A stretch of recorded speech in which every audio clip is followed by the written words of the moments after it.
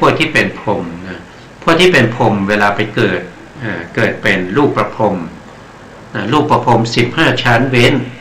อาสัญญสัตตภูมิหนึ่งก็ไปเกิดด้วยจิต5ดวงนี้นะ5ดวงนี้เรียกว่าเป็นรูปาวจรจิต15รูปาวจรจิต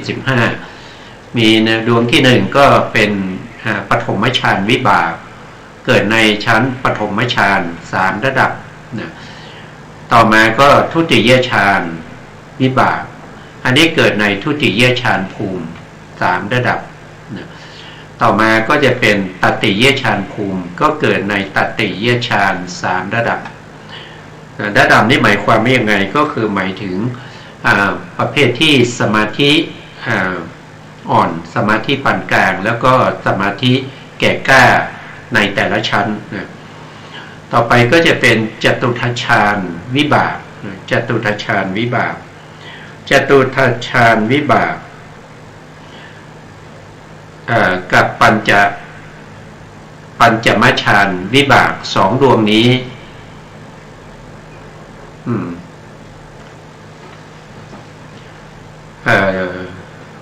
2ดวงนี้ไปเกิดในจตุยฌานภูมิก็คือชั้นที่4นะชั้นที่4เมื่อกี้พูดผิดไปนิดนึงนะครับก็เอาใหม่นะครับปฐมฌานวิบากกับทุติยฌานวิบากเนี่ยไปเกิดในปฐมฌานภูมินะไปเกิดในชั้นเดียวกันจิต2ดวงนี้นะปฐมฌานวิบากแล้วก็ทุติยฌานวิบากไปเกิดในปฐมฌานภูมิตติยฌานวิบากไปเกิดในทุติยฌานภูมินะแล้วก็จตุทัชฌานวิบากก็ไปเกิดในตติยฌานภูมิปัญจมฌานวิบากก็ไปเกิดในจตุทัชฌานภูมิรวมก็จะเป็น15นะ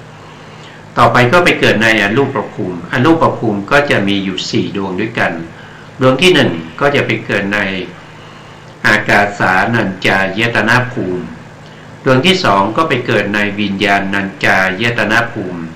ดวงที่3ก็ไปเกิดในอากินจัญญายตนะภูมิดวงที่4ก็ไปเกิดในเนวสัญญานาสัญญายตนะภูมิรวมแล้วก็จะเป็น19ดวงนะครับ19ดวงนี้ก็ไปเกิดทำหน้าที่ปฏิสนธิตรงนี้ไปเกิดที่แต่ละภูมิจิตปฏิสนธิจิตทุกดวงนี้ก็จะมีอยู่3คณะไม่ว่าจะเป็นจิตที่เป็นปฏิสนธิจิตที่เป็นภวังคจิตจิตที่เป็นมโนทวาราวชนจิตจิตที่เป็นจักขุวิญญาณโสตวิญญาณคานาวิญญาณชิวหาวิญญาณกายวิญญาณหรือมโนทวาราวชนจิตหรืออกุศลและจิตกุศลและจิตกิริยาจิตหรือว่าเป็นฌานจิตนะหรือว่าจะเป็นมรรคจิตผลจิตจะมีอยู่3ขณะเท่านั้นเองนะ3ขณะก็จะแบ่งออกเป็น1ก็คือในขณะที่จิตเกิดครั้งแรกเราเรียกว่าเป็นอุปาทขณะมีอยู่ขณะเดียวเท่านั้นนะในขณะเกิดขึ้นเราเรียกว่าอุปาทขณะนะขณะที่ตั้งอยู่เราก็เรียกว่าถีติขณะนะก็คือขณะที่ตั้งอยู่แล้วก็ต่อมาก็พังค่าขณะก็คือขณะที่ดับไปนะขณะที่ดับไปเพราะนั้นจิตดวงหนึ่งก็จะมีอยู่3ขณะนะเมื่อเกิดขึ้นตั้งอยู่แล้วก็ดับไปนะจิตไม่ได้เกิดขึ้นมาแล้วก็ตั้งอยู่อย่างนั้นตลอดภพชาติไม่ใช่เกิดขึ้นมาเพียงขนาดเล็กๆนะครับก็เรียกว่าเป็นอนุขณะ3ขณะเกิดขึ้นอุปาทขณะถีติขณะตั้งอยู่พังค่าขณะดับไปแล้วก็จิตดวงใหม่ก็จะเกิดขึ้นอีกติดต่อกันนะครับถ้าเราดูตรงนี้เราก็จะเห็นว่าจุติจิตในภพก่อนจุติจิตในภพก่อนเมื่อเกิดขึ้นแล้วก็ตั้งอยู่แล้วก็ดับไป3อนุขณะดับไปแล้วในภพก่อนนู้นนะพอมาในภพนี้ก็ได้ปฏิสนธิจิตในภพนี้มาใหม่ในภพนี้นะไม่ใช่จิตดวงเก่านะครับภพเก่ากับภพใหม่ต่อกันให้เป็นคนละจิตคนละดวงนะภพใหม่ก็จะมีปฏิสนธิจิตเกิดขึ้นแต่ปฏิสนธิจิตนี้จะไม่มีระหว่างขั้นก็คือจะเกิดสืบต่อจากพังคะขณะของจุติจิตในภพก่อนเลย คือต่อกันโดยไม่มีระหว่างขั้นไม่มีช่องว่างตรงนี้ไม่มีนะครับจากภพเก่าไปภพใหม่อย่างเช่นในภพก่อนเนี่ยเราอาจจะเป็นอะไรสมมติว่าเราอาจจะเป็นเปรตเป็นอสุรกายเป็นสัตว์นรกแล้วก็มาเกิดเป็นมนุษย์อย่างนี้จุติจิตของความเป็นเดรัจฉานเป็นเปรตเป็นอสุรกายเกิดขึ้นแล้วดับไปจิตที่เป็นปฏิสนธิของมนุษย์ก็เกิดขึ้นทันทีหรือว่าในภพก่อนเราเป็นเทวดาจุติจิตของเทวดาตายจากความเป็นเทวดาก็มาปฏิสนธิเป็นมนุษย์จุติจิตของเทวดากับปฏิสนธิจิตของมนุษย์ก็เกิดติดต่อกันโดยไม่มีระหว่างขั้นไม่มีระหว่างขั้นเลยนะครับแล้วหลังจากนั้นตั้งอยู่แค่3อนุขณะแล้วก็ดับไปก็จะมีจิตดวงใหม่เกิดขึ้นลัดนิ้วมือหนึ่งนะครับลัดนิ้วมือหนึ่งหรือดีดนิ้วมือหนึ่งจิตเกิดขึ้นแล้วก็ดับไปเกิดขึ้นแล้วก็ดับไปอย่างนี้ถึงแสนโกฏขนาดดวงถ้านับโดย1วินาทีจิตนั้นก็เกิดดับไปถึง400,000 โกฏดวงด้วยกันตลอดชีวิตของเราตั้งแต่เราเกิดในครรภ์ของมารดานะครับแล้วก็จิตปฏิสนธิจิตเกิดขึ้นแล้วก็ดับไปภวังคจิตก็เกิดขึ้นต่อภวังคจิตดับไปภวังคจิตเกิดขึ้นต่อมีมโนทวาราวชนะจิตเกิดขึ้นมีชวนาจิตเกิดขึ้นแล้วก็ดับไปแล้วก็มีปัญจทวาราวชนะจิตในปัญจทวารวิถีเกิดขึ้นมีชวนาแล้วก็ดับไปอย่างนี้นะครับไปจนถึงจุติจิตของเราในภพนี้ก็คือหมายถึงว่าในอนาคตเราก็ต้องตายในขณะที่ตายจิตดวงสุดท้ายที่เกิดในภพนี้เราเรียกว่าเป็นจุติจิตจุติจิตก็มี3อนุขณะเหมือนกันนะครับจิตทุกดวงมี3อนุขณะเมื่อจุติจิตเกิดขึ้นแล้วก็ดับไปก็จะมีปฏิสนธิจิตในภพหน้าอีกทีหนึ่งนะครับเราก็จะเห็นได้ว่าจิตของเราเนี่ยมันไม่ได้ตั้งอยู่ตลอดไปมันไม่เที่ยงนะครับมันเกิดขึ้นแค่อนุขนาดเล็กๆ3ขนาดแล้วก็ดับไปก็จะมีจิตดวงใหม่เกิดขึ้นอีกถ้าเราเข้าใจตรงนี้เราก็จะเห็นว่าจิตมันเป็นของไม่เที่ยงจิตมันไม่เที่ยงมันเกิดขึ้นแล้วมันดับไปมันก็จะเป็นลักษณะอย่างนี้เพราะฉะนั้นเราก็จะเห็นว่าความเกิดของจิตนะครับแล้วก็ความดับของจิตมีการเปลี่ยนแปลงอย่างนี้เพราะฉะนั้นเราก็ไม่ควรที่จะไปยึดมั่นถือมั่นในเรื่องของจิตว่าเป็นจิตเป็นเราเป็นจิตหรือว่าจิตของเราจิตอยู่ในเราอยู่ในจิตอะไรพวกนี้นะครับเห็นว่าจิตมันเที่ยงอย่างนี้มันไม่ควรต้องเห็นเป็นตามความเป็นจริงนะครับสัจธรรมเหล่านี้เป็นสัจธรรมที่พิสูจน์ได้พิสูจน์ได้อยู่ที่ว่าเราจะพิสูจน์หรือเปล่าเท่านั้นเองนะครับเราตั้งใจพิสูจน์ไหมถ้าเราตั้งใจพิสูจน์ก็ต้องมีการประพฤติปฏิบัติธรรมตามที่พระพุทธองค์ทรงแสดงไว้เราก็จะเห็นสภาวะของจิตมันมีการเกิดขึ้นแล้วก็ตั้งอยู่ถีติขณะแล้วก็ดับไปตามนี้แล้วในตลอดชีวิตของเรานะครับตั้งแต่เราเกิดในปฏิสนธิจิตแล้วก็เราคลอดออกมาแล้วก็มีชีวิตอยู่70ปี80ปี90ปีหรือ100ปีแล้วเราก็ตายในช่วงชีวิตหนึ่งนะครับเราก็จะแบ่งออกเป็น3การด้วยกัน3ระยะนะครับระยะที่1เราเรียกว่าเป็นปฏิสนธิการก็คือระยะที่เราอย่างลงสู่ครรภ์นะครับอย่างลงสู่ครรภ์ของมารดาตรงที่อุปาทคณาตรงนี้นะครับเราเรียกว่าเป็นปฏิสนธิการตั้งแต่ถีติคณาถีติคณาก็คืออยู่ตรงนี้ถีติคณาของปฏิสนธิจิตไปจนถึงถีติคณาของจุติจิตเราเรียกว่าเป็นปวัตติการแล้วก็ในพังคคณาของจุติจิตเราก็เรียกว่าเป็นจุติการเพราะฉะนั้นว่าชาติหนึ่งของเราที่เกิดขึ้นมานี้เรามีระยะเวลาของการอยู่แค่3การเท่านั้นมีปฏิสนธิการแล้วก็จุติการแล้วก็ ปฏิสนธิการประวัติการแล้วก็จุติการก็จะเป็นอยู่อย่างนี้นะรู้ไม่รู้เขาก็เป็นอยู่อย่างนี้พบหน้าเขาก็เป็นอยู่อย่างนี้หรือว่าเรายังเวียนว่ายตายเกิดไปข้างหน้าอีกนับพบนับชาติไม่ถ้วนนะครับก็เป็นอยู่อย่างนี้เขาก็จะเป็นอย่างนี้ของเขาไปเรื่อยๆแล้วในอดีตที่เราเริ่มเกิดมาจากไหนก็ไม่รู้นะ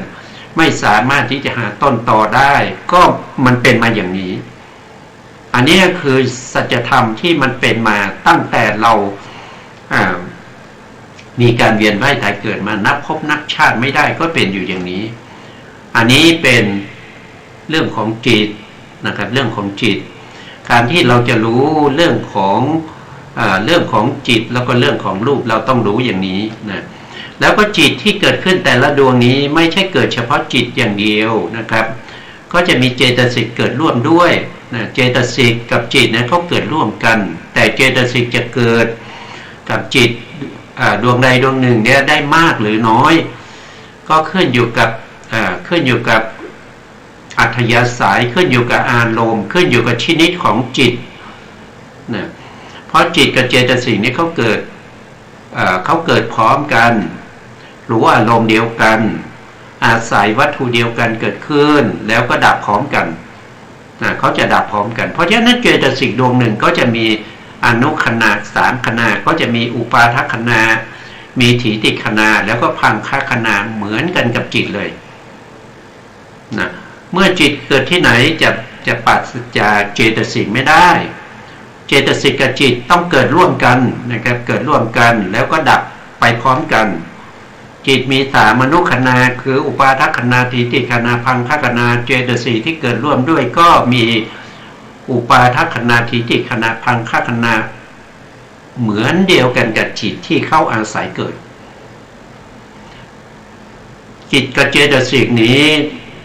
อาศัยซึ่งกันและกันเกิดขึ้นเราจะว่าเจตสิกอาศัยจิตเกิดขึ้นก็ได้หรือเราจะว่าจิตอาศัยเจตสิกเกิดขึ้นก็ได้เพราะเขาอาศัยซึ่งกันและกันเกิดขึ้นไม่มีจิตหรือเจตสิกดวงใดดวงหนึ่งเกิดขึ้นเองโดยไม่เจตสิกเกิดขึ้นโดยไม่มีจิตไม่ได้จิตเกิดขึ้นมาโดยไม่มีเจตสิกก็ไม่ได้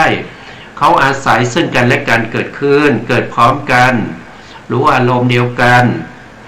อาศัยที่เกิดอันเดียวกันแล้วก็ดับไปพร้อมกันในชีวิตหนึ่งก็มีแต่จิตกับเจตสิกที่เป็นนามธรรมนามธรรมเหล่านี้เป็นสภาวธรรมที่ควรกำหนดรู้นามธรรมเหล่านี้เป็นสภาวธรรมที่เราควรจะกำหนดรู้และก็พิจารณาไตร่ตรองให้ดีว่าสิ่งเหล่านี้เป็นแต่สภาวะไม่ใช่สัตว์ไม่ใช่บุคคลไม่ใช่ชีวะไม่ใช่ตัวตนมันว่างจากความเที่ยงมันว่างจากความเป็นตัวตนไม่มีตัวตนอยู่ในจิตไม่มีความเที่ยงอยู่ในจิตมันว่างจากความสุขนะครับมันเป็นทุกข์เพราะมันทนอยู่ในสภาพเดิมไม่ได้มันเป็นอนิจจังมันทนอยู่ในความเป็นอุปาทขณะไม่ได้มันทนอยู่ในถีติขณะก็ไม่ได้จะทนอยู่ในพังคขณะก็ไม่ได้มันต้องเกิดขึ้นตั้งอยู่ดับไปตามธรรมชาติของเขาเป็นอย่างนี้นี่ก็เป็นเรื่องของนามธรรมถ้าพูดถึงนามธรรมนี่ก็ให้เข้าใจว่าคือจิตกับเจตสิกนะครับจิตกับเจตสิกมาแล้วพูดร่วมกันแล้วนะแต่ถ้าเราไปเทียบกับรูปนะครับเราไปเทียบกับรูปนะทีนี้เราไปดูรูปนะครับ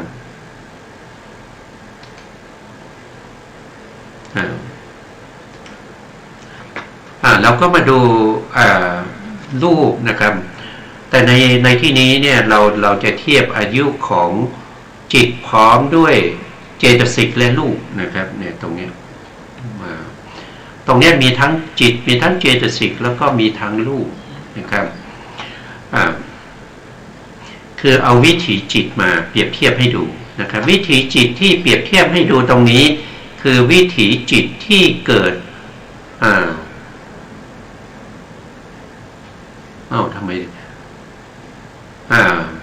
เป็นวิถีทางปัญจทวารนะปัญจทวารก็คือหมายถึงว่าเป็นวิถีของจิตเห็นที่อาศัยตาเกิดอันที่หนึ่งนะสองก็คือจิตได้ยินอาศัยหูเกิดสามก็คือได้แก่จิตที่อาศัยจมูกเกิดเรียกว่าคานวิญญาณคานวิญญาณอาศัยจมูกเกิดเมื่อกี้พูดถึงจิตที่อาศัยตาเกิดเรียกว่าจักขุวิญญาณจิตที่อาศัยหูเกิดเรียกว่าโสตวิญญาณจิตที่อาศัยประสาทจมูกเกิดเรียกว่าคานวิญญาณจิตที่อาศัยชิวหาประสาทเกิดเรียกว่าชิวหาวิญญาณจิตที่อาศัยกายวัตถุเกิดเรียกว่า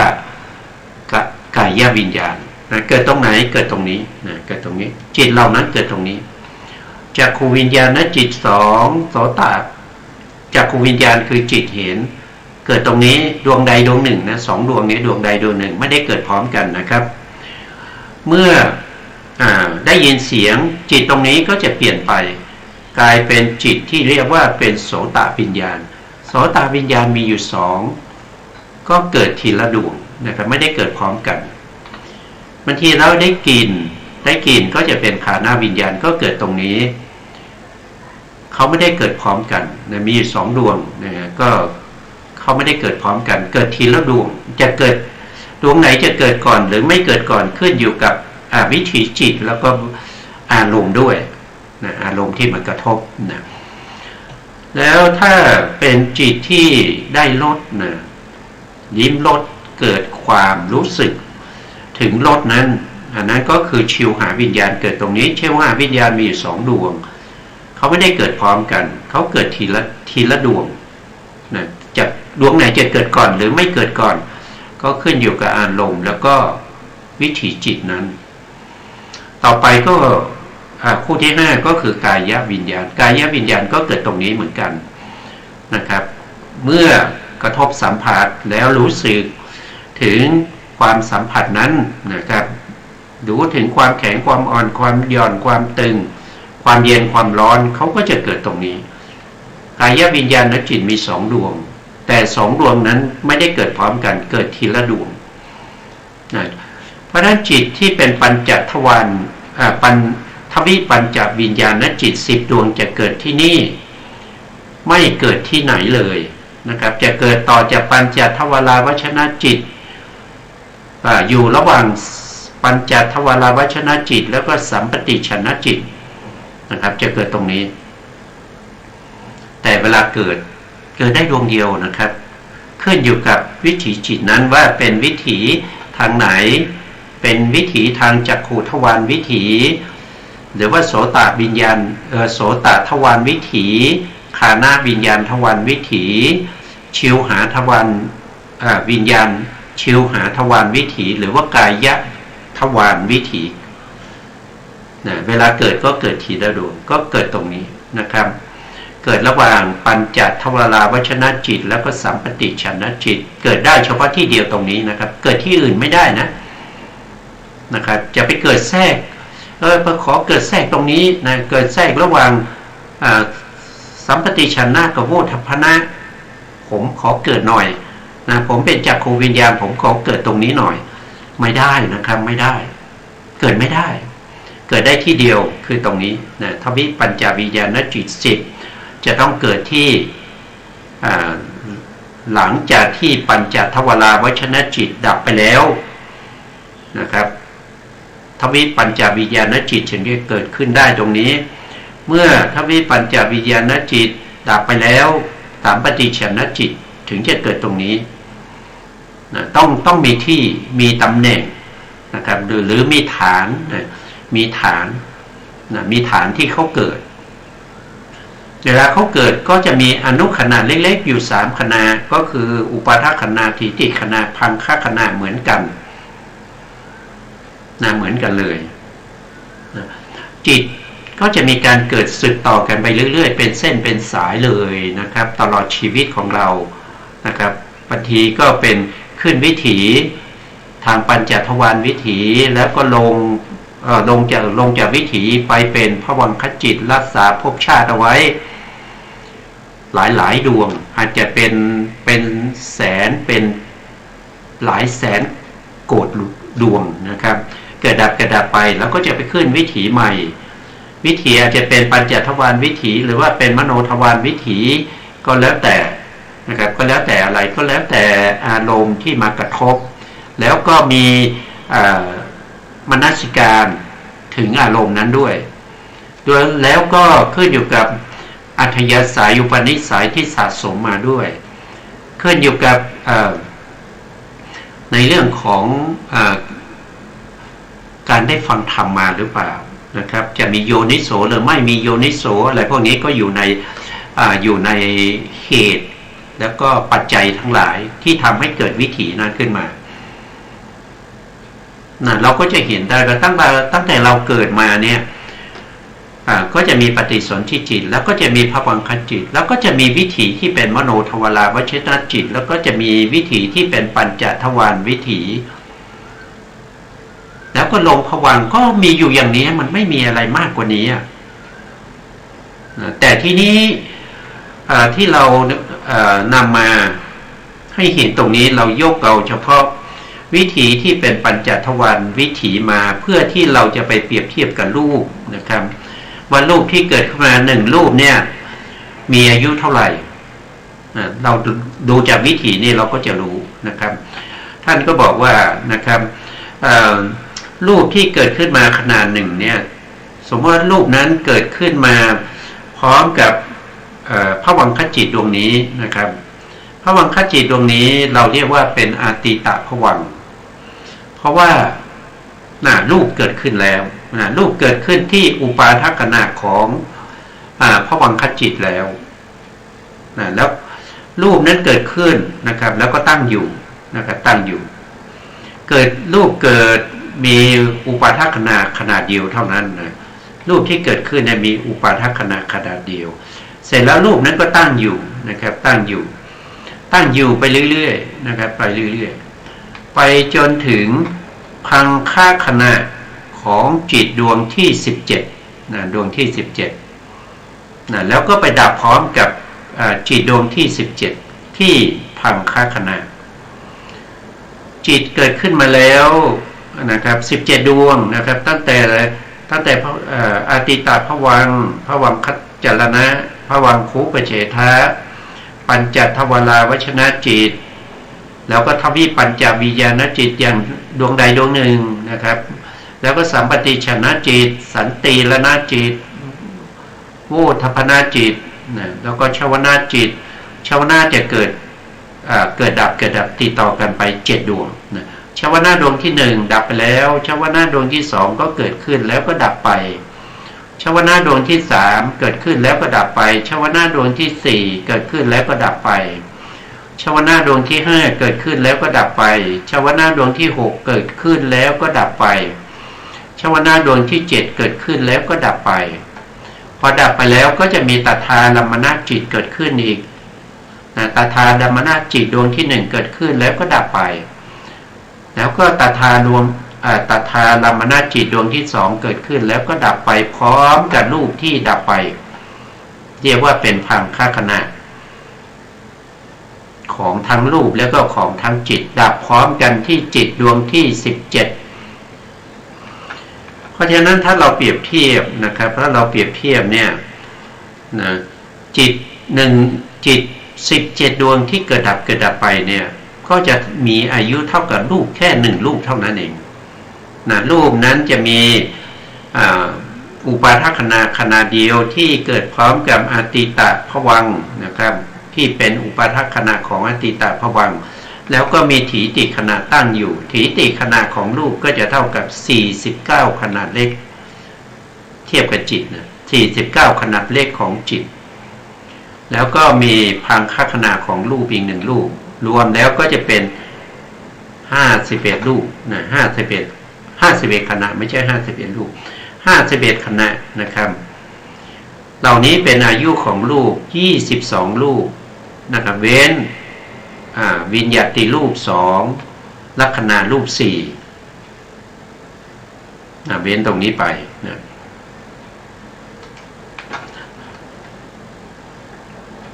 ะเราก็มา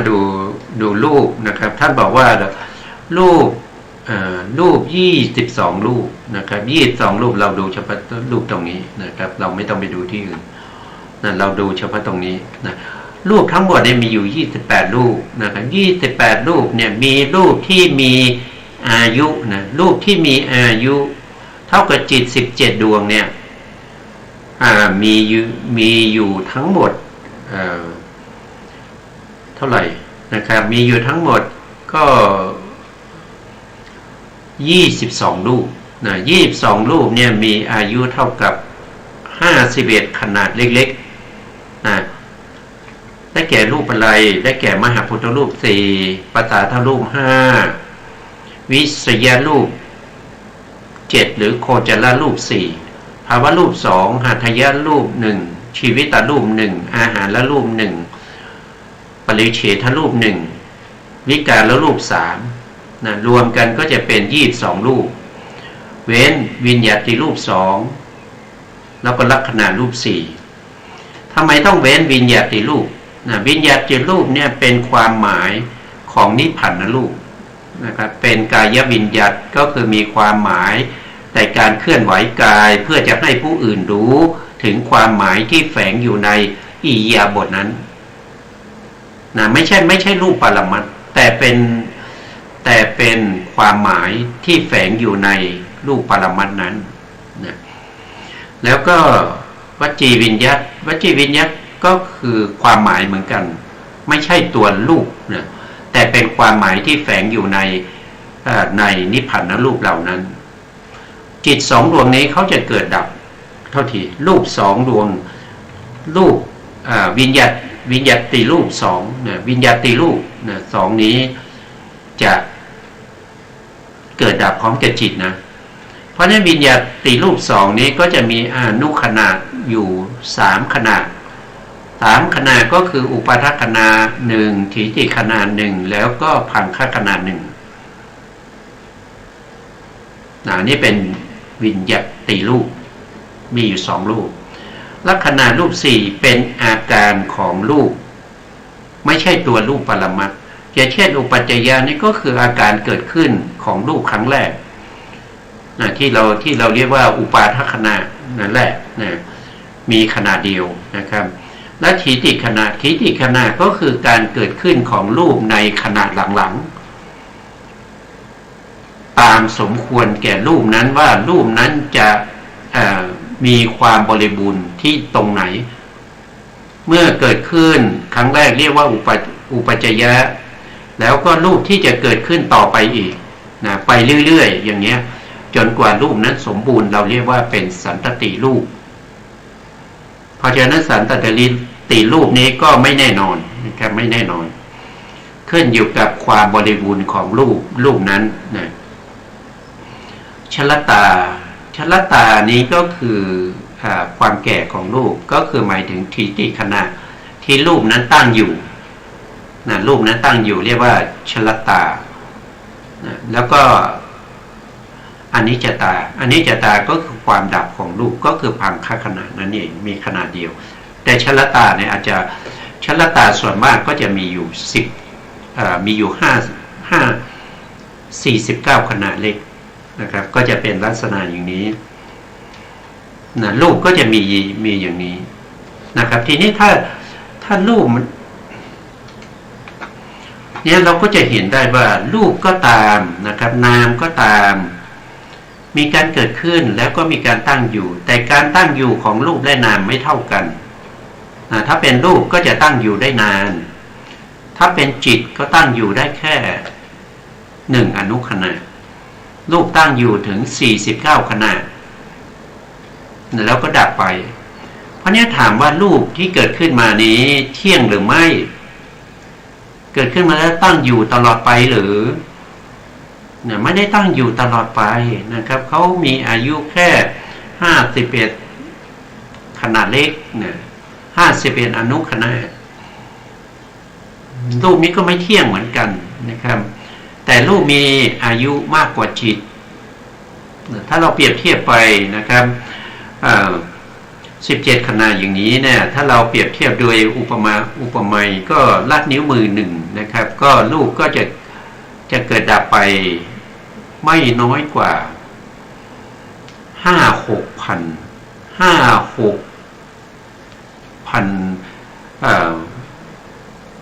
เขาเรียกว่า5-6 พันแสนกะลัดนะครับแต่ถ้าเป็นจิตนะเป็นโกฏนะเป็นแสนโกฏแต่อันนี้เป็นประมาณ 6,000 ว่าง่ายๆนะครับมัน 5,000 กว่าแล้วก็ประมาณ 6,000 นะ 6,000 แสน 6,000 กะลัดอะไรพวกนี้นะครับก็ลองไปคิดเปรียบเทียบดูนะครับแต่รูปนี้เขาไม่ได้เกิดสืบต่อกันนะเขาไม่ได้เกิดว่ารูปกระดาษที่1เกิดขึ้นแล้วดับไปแล้วรูปกระดาษที่2ถึงจะเกิดได้ไม่ใช่อย่างนั้นเลยรูปจะเกิดขึ้นอย่างเช่นกามชรูปก็จะเกิดขึ้นที่ทุกๆอนุขณะของจิตกามชรูปก็จะเกิดขึ้นเรื่อยๆถ้าครบ17ขณะของจิตแล้วที่เกิดก่อนก็ดับไปที่เกิดทีหลังก็ยังตั้งอยู่แล้วก็ที่เกิดใหม่ก็สึกกันไปนะอันนี้เพื่อให้เราได้เข้าใจถึงเรื่องของรูปเรื่องของรูปก็ในที่พระพุทธองค์ทรงแสดงก็จะมีที่เป็นลักษณะของรูปที่เป็นเครื่องหมายบ่งบอกนะครับเช่นธาตุ4ใช่ไหมปฐวีธาตุอาโปธาตุเตโชธาตุวายโยธาตุพวกนี้ก็มีลักษณะแบบนี้เหมือนกันหรือว่าถ้าว่าโดยสัมภาระของรูปก็เช่นผมขนเล็บฟันหนังนะครับอันนี้ก็เ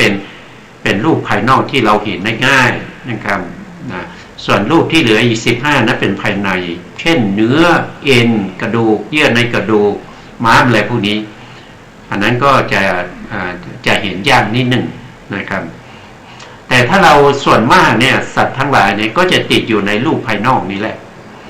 จะติดในเรื่องของผมขนเล็บฟันหนังไม่เกินติดมากนะติดมากในสิ่งพวกนี้และสิ่งพวกนี้ก็เป็นไปตามเหตุตามปัจจัยมีการเกิดขึ้นตั้งอยู่นะครับตั้งอยู่49ขนาดเล็กแล้วก็ดับไปไม่มีรูปไหนเลยที่เกิดขึ้นแล้วก็ตั้งอยู่ตั้งแต่เราเกิดนะครับไปจนถึงเราตายอายุ70-80เป็นรูปเดียวกันใช่ไหมไม่ใช่นะครับถ้าเป็นรูปเดียวกันนะครับก็ต้องเหมือนเดิมตลอดนะครับเหมือนตั้งแต่เราคลอดออกตั้งแต่เราปฏิสนธินะครับเราปฏิสนธิในครรภ์เนี่ยเราเป็นยังไงเราก็ต้องเป็นอย่างนั้นเพราะว่ามันเที่ยงอ่ะมันอันเดียวกันน่ะใช่ไหมแต่มันอันนี้มันไม่ใช่อันเดียวกันมันมีการเปลี่ยนแปลงอย่างเช่นหน้าดูที่หน้าทารกนะครับก็อย่างหนึ่งนะครับพอเป็นเด็กเข้าเรียนชั้นประถมหน้าก็อย่างหนึ่งนะพอเรียนมัธยมก็เปลี่ยนไปแล้วนะครับพอไปเรียนมหาวิทยาลัยนะครับก็เปลี่ยนไปแล้วเป็นหนุ่มเป็นสาวมาทำงานหน้าตาก็ไปอย่างหนึ่งนะครับพอมีอายุนะหน้าตาก็เป็นอย่างหนึ่งนะครับอายุ50-60ไป70-80ก็เปลี่ยนแปลงไปเรื่อยมันมีอะไรเที่ยงไหมนะมันไม่มีเที่ยงนะมันไม่มีเที่ยงไม่ว่าจะเป็นจิตหรือเจตสิกหรือว่าเป็นรูปก็ตามเขาเป็นไปตามเหตุตามปัจจัยของเขาเราไปบังคับบัญชาเขาไม่ได้เราไปควบคุมให้เขาเป็นไปตามที่เราต้องการไม่ได้นะเราอยากให้มันดีกว่าที่มันเป็นได้แค่ชั่วคราวนะครับต้องเสริมอยู่ตลอดนะต้องทำอยู่ตลอดนะครับพอเผลอป๊บมันก็เหี่ยวละหนังก็เหี่ยวละเดี๋ยวก็ไปดึงหน้านะครับเดี๋ยวก็ไปย้อมผม นะครับเดี๋ยวก็ไปขูดคิ้วนะครับหรือว่าไปตัดขนจมูกเดี๋ยวไปตัดเล็บทาสีเล็บนะเดี๋ยวไปดึงหนังนะมันก็ต้องจริงๆแล้วมันก็สิ่งที่ทำไปเนี่ยมันก็ไม่เหมือนเดิมนะมันไม่เหมือนเดิมอ่ะมันไม่เหมือนตอนเราหนุ่มสาวอ่ะมันไม่เหมือนตอนเราเป็นนักเรียนชั้นมัธยมไม่เหมือนกันนะครับตอนเราเรียนประถมก็อย่างหนึ่งนะตอนเราเป็นอนุบาลก็อย่างหนึ่งมันไม่เหมือนกันเลยนะครับทีนี้เราเข้าใจในเรื่องของอายุของนามในที่นี้หมายถึงทั้งจิตและเจตสิกนามเหมือนมีสามอนุขนาดเล็กนะครับแล้วก็รูปทั้งหมด22รูปเว้นวิญญาติรูป2ลักขณะรูป4รูปเหล่านั้นจะมีขนาดเล็กนะครับเท่ากับ51ขณะนะรูปหนึ่งมีอายุเท่ากับ51ขณะทีนี้เราก็ไปดูรายละเอียดในรายละเอียดเกี่ยวกับเรื่องของรูปที่เราพูดถึงว่ารูปเกิดได้อย่างไรนะเราก็มาดูว่ารูปเนี่ยที่เกิดเนี่ยรูปที่เป็นไปในชีวิตประจำวันของเรานะครับถ้าว่าโดยรูปที่เป็นไปในชีวิตประจำวันของเราเนี่ยก็จะมีอยู่สมุฏฐานของรูปเนี่ยก็จะมีอยู่4อย่างนะครับต้องจำไว้1ก็คือรูปที่เกิดจากกรรมนะมีอยู่18รูปด้วยกันนะเกิดจากกรรมเนี่ยมีอยู่18นะแล้วเกิดจากจิตมีอยู่15เกิดจากอุตุนะความเย็นความร้อนมีอยู่13เกิดจากอาหารมีอยู่12นะอันนี้ว่าโดยสมุฏฐานนะครับ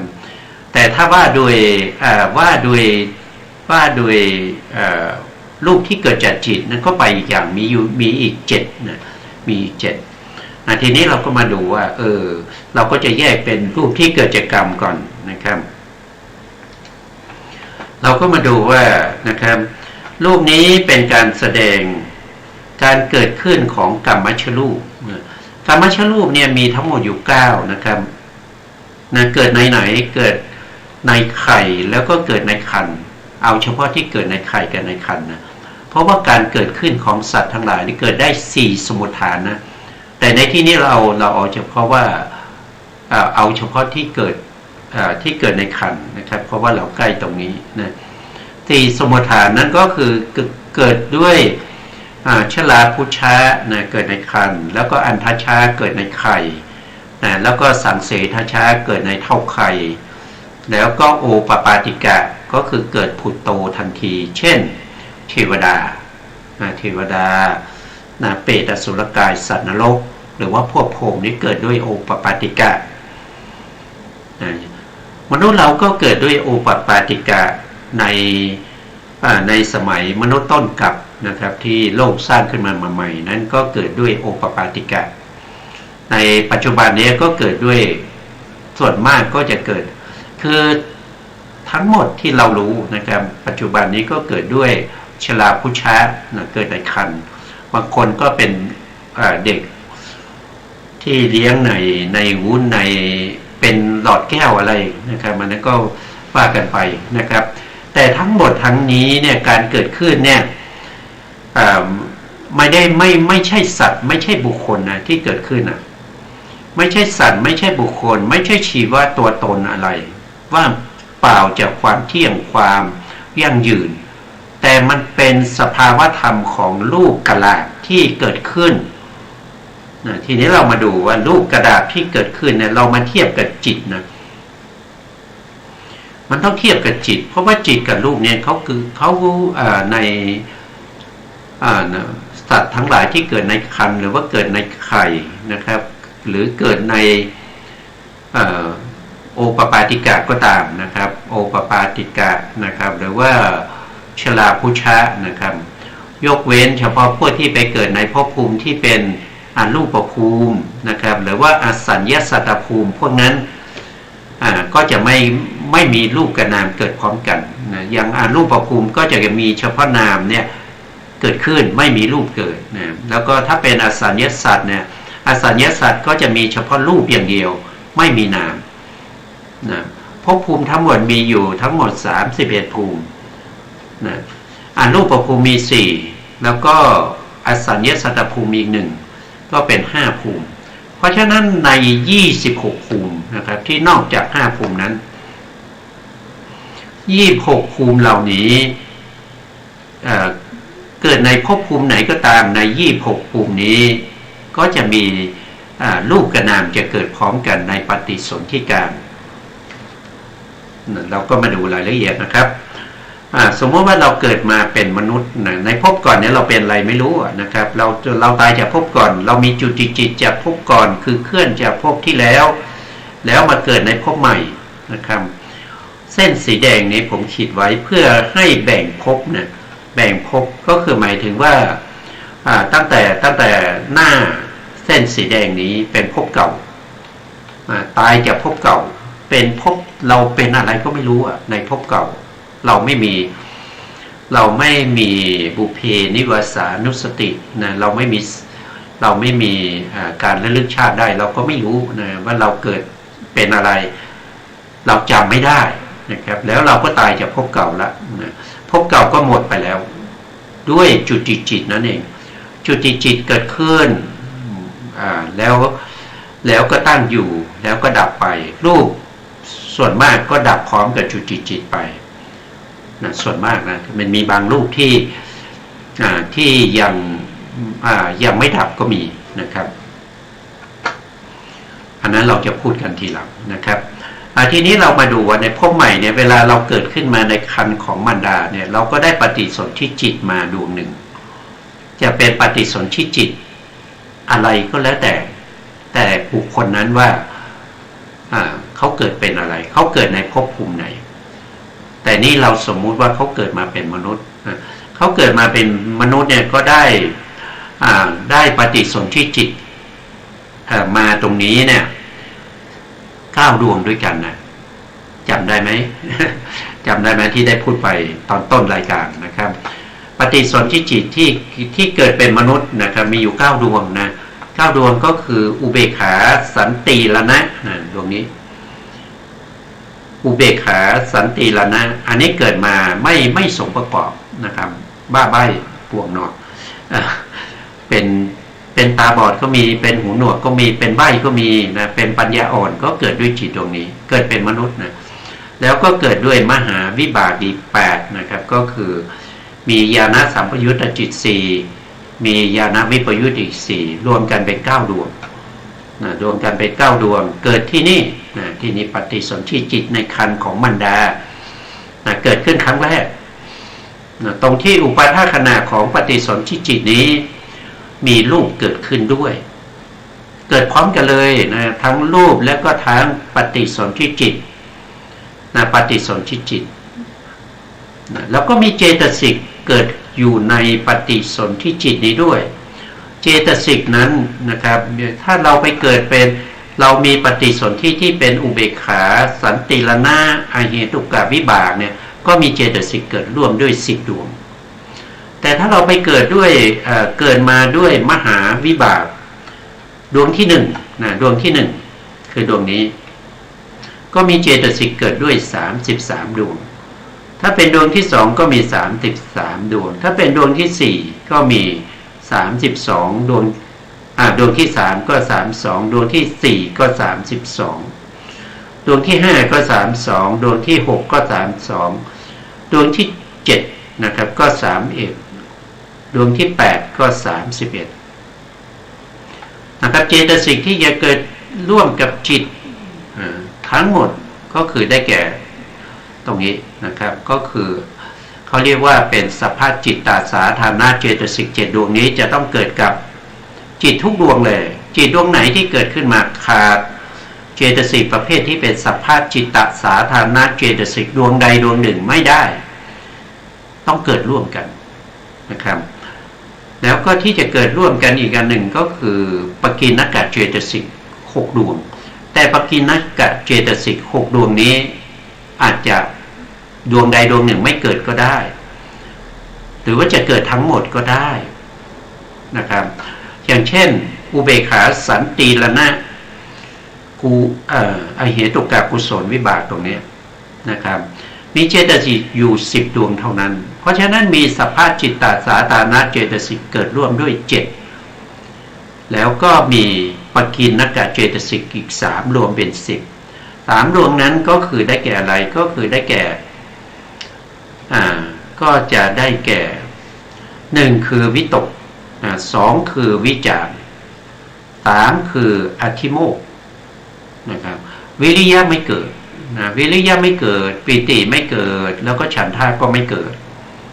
มีเจตสิกอยู่10ดวงเพราะฉะนั้นถ้าถามว่าถ้าได้ปฏิสนธิที่เป็นอุเบกขาสันติรณะอเหตุกะกุศลวิบากเนี่ยได้นามขันธ์ได้นามขันธ์มา4หรือยังนามขันธ์4นามขันธ์4ก็คือได้แก่1เวทนาขันธ์2สัญญาขันธ์3สังขารขันธ์แล้วก็4ก็คือวิญญาณขันธ์ก็ตอบว่าได้ครบแล้วนะครับจิตที่เป็นอุเบกขาสันติรณะอเหตุกะกุศลวิบากเป็นวิญญาณขันธ์นะครับแล้วก็เจตสิกที่ประกอบในสภาพจิตตสาธารณเจตสิกดวงที่2เป็นเวทนาขันธ์ดวงที่3เป็นสัญญาขันธ์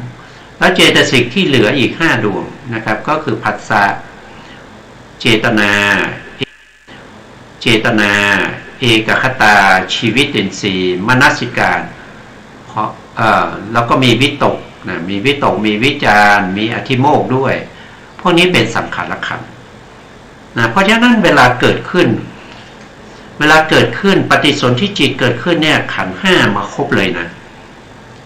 ก็คือตัวจิตเนี่ยเป็นปฏิสนธิจิตนี่เป็นวิญญาณขันธ์แล้วก็เจตสิกที่ประกอบอยู่ในปฏิสนธิจิตนี้ก็จะเป็นเวทนาขันธ์สัญญาขันธ์สังขารขันธ์นามธรรมเนี่ยก็จะมีอยู่4ขันธ์แล้วก็รูปก็เกิดพร้อมกันรูปที่เกิดพร้อมกันที่อุปาทขณะของปฏิสนธิจิตก็มีอยู่3กลาภ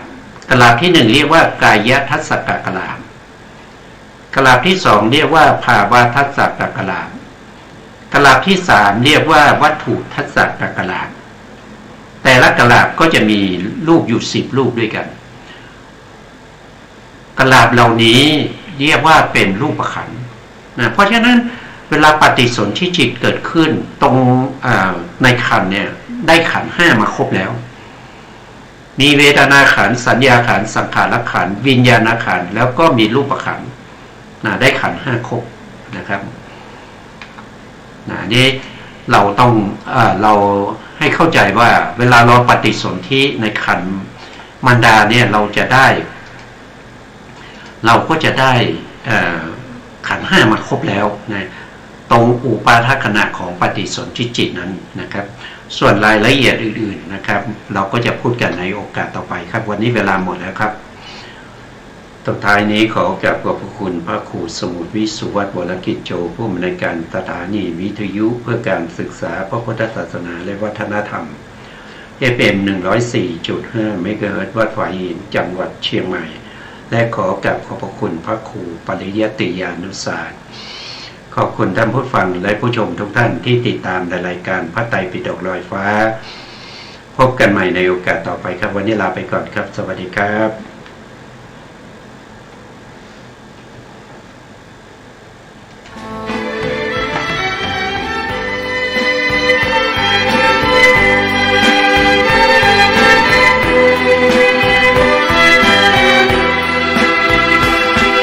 เจริญปัญญาในมรรคองค์8เป็นหลักงดงามเลิศล้ำรู้เนื้อรู้ตัวไม่ตก